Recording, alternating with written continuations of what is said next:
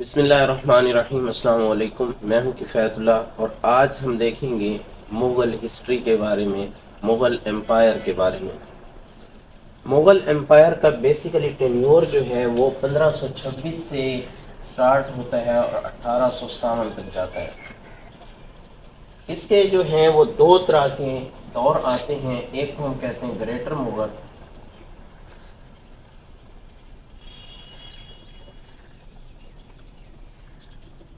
اور دوسرے کو ہم کہتے ہیں لیٹر مغل۔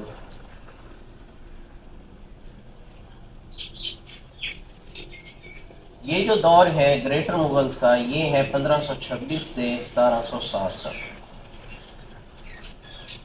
1707 سے 1857 تک یہ لیٹر مغلز ہیں۔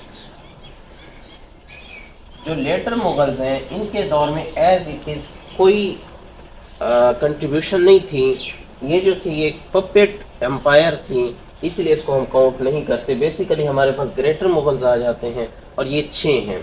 اس سے پہلے میپ کے ذریعے میں ذرا آپ کو سمجھا دوں، یہ پاکستان اور انڈیا کا جو ہے یہ میپ بنا ہوا ہے، اور اس طرف یہ سارا بنگال ہے۔ اس کے ویسٹرن سائڈ پہ، اس سائڈ پہ یہ سارا جو ہے افغانستان کا علاقہ ہے، افغانستان کا کنٹری ہے۔ اس جگہ کابل آ جاتا ہے، اور یہاں کہیں کر کے کندھار کا سٹی آ جاتا ہے۔ اس سے اوپر جو ہے سینٹرل ایشیا جو ہم نے پڑھے تھے، یہاں جو ہے سمرقند آ جاتا ہے، اور اسی طرح اس کے نیچے جو ہے یہاں کہیں فرغانہ آ جاتا ہے۔ فرغانہ جو ہے یہ ظہیر الدین بابر کا ہی ہوم ٹاؤن ہے۔ اب ظہیر الدین بابر جو تھے، یہ انہوں نے بیسیکلی جو ہے اس کی امپائر کی بنیاد رکھی تھی، مغل امپائر کی، ہندوستان میں۔ ظہیر الدین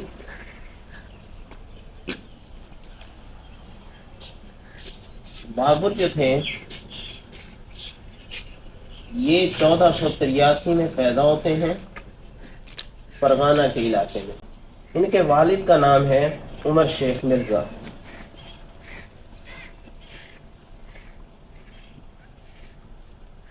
یہ question P P S C, F P S C میں آ جاتا ہے، کمیشن پوچھ لیتا ہے ان کے فادر کا نام کیا ہے، اور یہ کس کی فیملی سے تھے، کس کی نسل سے تھے۔ یہ امیر تیمور کی نسل سے تھے، جسے تیمور لنگڑا بھی کہا جاتا ہے۔ اور اس نے تقریباً 1398 میں اس نے جو ہے انڈیا پہ بہت ساری فتوحات بھی کی تھیں، اور سمرقند اس نے کیپٹل اپنا رکھا تھا۔ یہ بیسیکلی منگول تھا۔ ظہیر الدین بابر کی مدر جو تھیں ان کا نام تھا قتلاغ نگار خانم۔ قتلاغ نگار خانم یہ کس کی نسل سے تھیں؟ یہ چنگیز خان کی نسل سے تھیں۔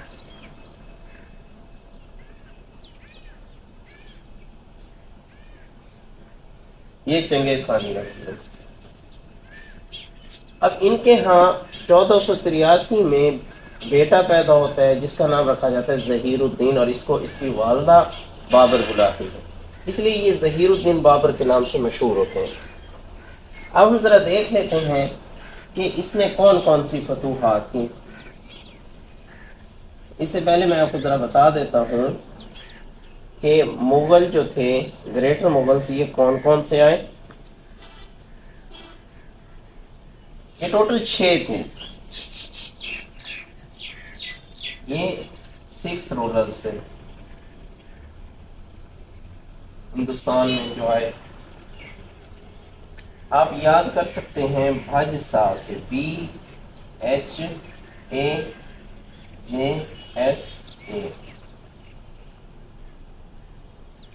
بابر، ان کا ساتھ ساتھ ٹینیور بھی یاد کرتے ہیں۔ 1526 میں آیا، اس نے مغل امپائر کی جو ہے بنیاد رکھی، اور 1530 تک رہا۔ ہمایوں جو تھا H فار ہمایوں. ہمایوں 1530 سے 1540 تک رہا، اور پھر اس کے بعد سوری ڈائنیسٹی آ گئی. دوبارہ اس نے اس کو جو ہے ریکیپچر کیا اور 1555 سے 1556 تک رہا. پھر اس کے بعد اکبر آ جاتا ہے، جس کو اکبر دی گریٹ بھی کہتے ہیں. اکبر نے 1556 میں یہ آیا اور 1605 تک رہا. اس کے بعد جہانگیر آ جاتا ہے.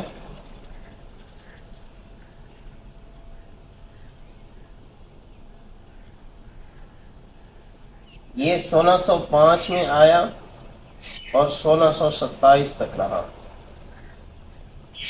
اسی طرح ایس فار شاہ جہان. شاہ جہان آیا، کب آیا؟ 1627 اور یہ 1658 تک رہا. اس کے بعد اورنگزیب آتا ہے، جس کو اورنگزیب عالمگیر بھی کہتے ہیں. اورنگزیب آتا ہے اور یہ کب سے کب تک؟ 1658 سے 1658 سے 1707 تک رہتا ہے. اب یہ 6 حکمران تھے. آج ہم نے دیکھنا ہے بابر کو. یہ ایک دوسرے کی اولادیں تھیں. بابر کا بیٹا ہمایوں، ہمایوں کا بیٹا اکبر، اکبر کا بیٹا جہانگیر، اسی طرح یہ چلتے گئے. پیپر میں پوچھ سکتا ہے کون سا حکمران کب آیا. اس کو یاد رکھنے کے لیے آپ یہ ٹرک یوز کر سکتے ہیں. آئیے دیکھتے ہیں ظہیر الدین بابر کو. 1483 میں پیدا ہوتا ہے، اس کی برتھ ہو جاتی ہے. 1483 میں یہ پیدا ہوتا ہے. کہاں؟ عمر شیخ مرزا کے گھر میں. کون سے علاقے میں؟ فرغانہ میں. فرغانہ اس کا ہوم ٹاؤن بنتا ہے. 1494 میں اس کے فادر کی ڈیتھ ہو جاتی ہے. اس کے فادر کی ڈیتھ ہو جاتی ہے. 11 سال کی عمر میں یہ کیا بن جاتا ہے؟ رولر بن جاتا ہے. Ruler of فرغانہ.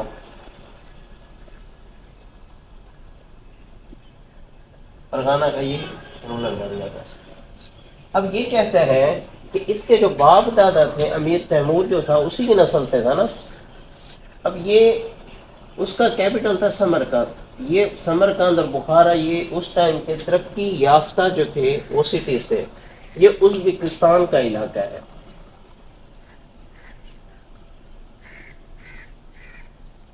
سمرقند اور بخارا، یہاں سے یورپ سے لوگ جو ہے یہاں پڑھنے کے لیے آتے تھے، ایجوکیشن حاصل کرنے کے لیے.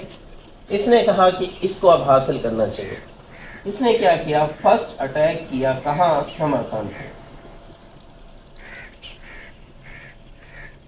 فرسٹ اٹیک اس نے کب کیا؟ 1496 میں کیا، لیکن وہ کیا گیا؟ ناکام گیا. اس نے پھر سیکنڈ اٹیک کیا سمرقند میں 1497 میں، جو کیا رہا؟ کامیاب رہا. اس نے سمرقند کو فتح کر لیا. اب جب یہ سمرقند کو فتح کر لیتا ہے تو پیچھے فرغانہ میں اس کے جو کزن وغیرہ تھے انہوں نے فرغانہ پہ قبضہ کر لیا. اب جب وہ فرغانہ پہ قبضہ کر لیتے ہیں، پھر یہ فرغانہ کو چھوڑانے آتا ہے تو پیچھے سمرقند پہ منگول جو ہے قابض ہو جاتے ہیں. اسی طرح چلتے چلتے اس نے 3 مرتبہ اس کو ریکیپچر کیا، 3 دفعہ اس کو ریکیپچر کرنے کی کوشش کی. الٹیمیٹلی کیا ہوتا ہے؟ 1501 میں یہ سمرقند میں موجود ہوتا ہے. اس کی جنگ ہوتی ہے شبانی خان سے. شبانی خان جو ہے اس کو شکست دے دیتا ہے بابر کو. سمرقند جو ہے یہ شبانی خان کے پاس آ جاتا ہے. بابر کو کیا کر دیا جاتا ہے؟ جلا وطن کر دیا جاتا ہے. فائنلی 1504 میں یہ کہتا ہے اب یہاں تو جانا نہیں ہے. یہ یہاں سے آتا ہے کہاں؟ کابل میں آتا ہے. کابل میں یہ کابل کو فتح کر لیتا ہے. کابل کہاں ہے؟ یہ افغانستان کا شہر ہے.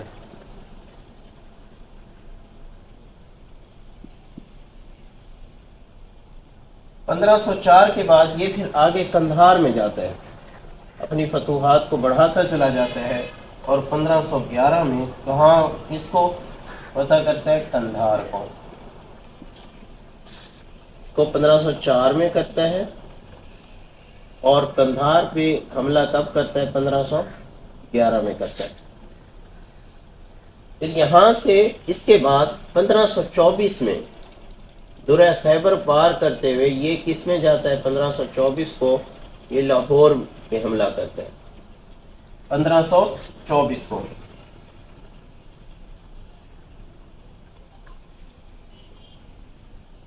اب اس کو دعوت دینے والا کون ہوتا ہے؟ اس ٹائم جب یہاں اس کی حکومت تھی بابر کی، تو یہاں دہلی سلطنت چل رہی تھی اور دہلی سلطنت کی لودھی ڈائناسٹی یہاں موجود تھی، حکومت کر رہی تھی. راجستھان میں رانا سانگا جو تھا اس کی حکومت تھی، اور انڈیا پہ یہ جو تھا دلی تھا، یہاں کس کی حکومت تھی؟ یہاں ابراہیم لودھی کی حکومت تھی. بیسیکلی اس کو ظہیر الدین بابر کو انوائٹ کرنے والا پہ اٹیک کرے، وہ بیسیکلی انڈیا پہ حملہ کرنے کے لیے دعوت دینے والا کون تھا؟ رانا سانگا تھا. یہ بھی کہا جاتا ہے کہ دولت خان لودھی جو تھا یہ گورنر تھا اس کا، ابراہیم لودھی کا. دولت خان لودھی کے بارے میں یہی کہا جاتا ہے کہ اس نے ہی انوائٹ کیا تھا کس کو؟ بابر کو، کہ بابر آئے اور اس پہ حملہ کرے. ان کی سوچ یہ تھی کہ یہ تو افغانستان سے چلے گا، یہاں اگر ہار جاتا ہے تو بھی واپس چلا جائے گا، جیت جاتا ہے تو بھی واپس چلا جائے گا. تو رانا سانگا کی سوچ یہ تھی کہ میں یہاں جو ہے پھر حکومت کروں گا، اس پہ میں قبضہ کر لوں گا جب یہ کمزور ہو جائے گی. لیکن ایسا نہیں ہوا تھا. قبضہ کرنے کے بعد یہ پھر موو کرتا ہے ان کی انویٹیشن پہ، رانا سانگا کے یہ موو کرتا ہے کس طرف؟ دلی پہ قبضہ کرنے کے لیے. پانی پت کے مقام پہ یہ جنگ ہوتی ہے. دلی سے تقریباً 80 کلومیٹر کے ڈسٹنس پہ ایک علاقہ ہے پانی پت کا، یہاں فرسٹ بیٹل آف پانی پت ہوتی ہے اپریل 1926 کو. اب فرسٹ بیٹل آف پانی پت 1926 میں ہو رہی ہے، بابر اور ابراہیم لودھی کے درمیان ہو رہی ہے. ابراہیم لودھی یہ جنگ ہار جاتا ہے اور بابر جیت جاتا ہے. بابر یہ جنگ جیتنے کے بعد دلی میں ہی بیٹھ جاتا ہے حکومت کرنے. 3 اور جنگیں ہوتی ہیں جس کو آپ یاد رکھ سکتے ہیں. پہلی جو ہوتی ہے KCG سے آپ یاد رکھ سکتے ہیں. اس کے بعد جو جنگ ہوتی ہے وہ مارچ 1927 میں ہوتی ہے. کس کس کے درمیان ہوتی ہے؟ خانوا کے مقام پہ ہوتی ہے.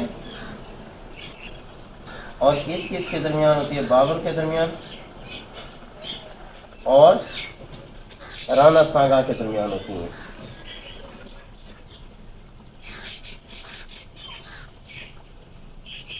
یہ جنگ ہار جاتا ہے اور بابر جیت جاتا ہے. چندیری کے مقام پہ ایک جنگ ہوتی ہے جس کو یہ چندیری ایک علاقہ ہے، اس کے مقام پہ ایک جنگ ہوتی ہے بابر کے درمیان اور مدنی راؤ کے درمیان.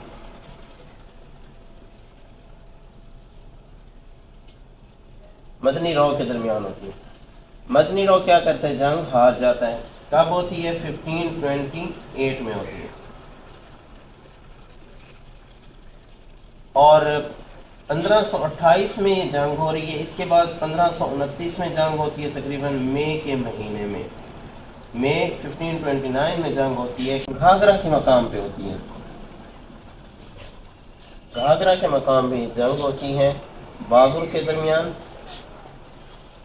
اور محمود خان لودھی کے درمیان.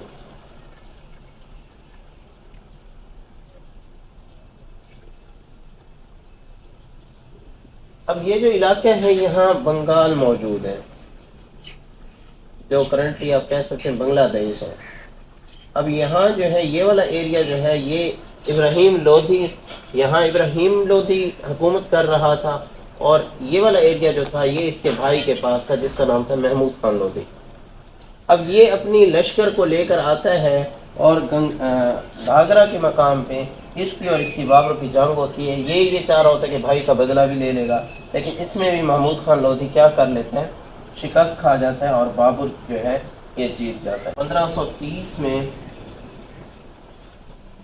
बाबर जो है वो डाइड। 1483 इसकी डेटा ईयर है बर्थ का, और 1530 में इसकी डेथ हो जाती है।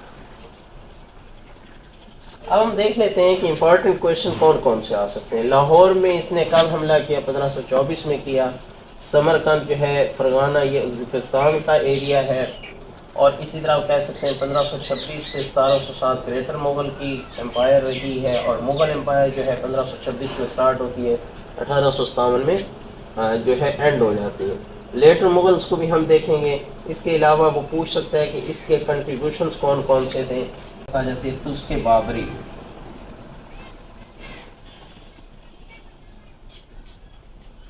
या बाबर नामा।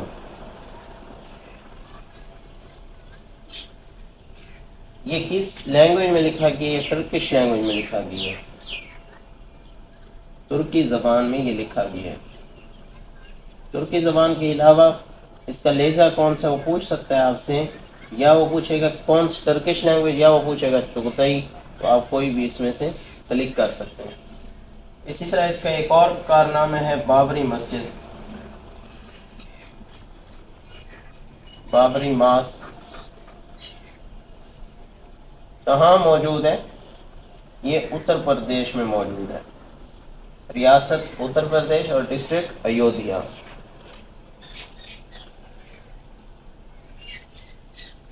ये इसके कंट्रीब्यूशन है। यही क्वेश्चंस पूछ सकते हैं। नेक्स्ट वीडियो में हम इंशाल्लाह नेक्स्ट रूलर को देखेंगे।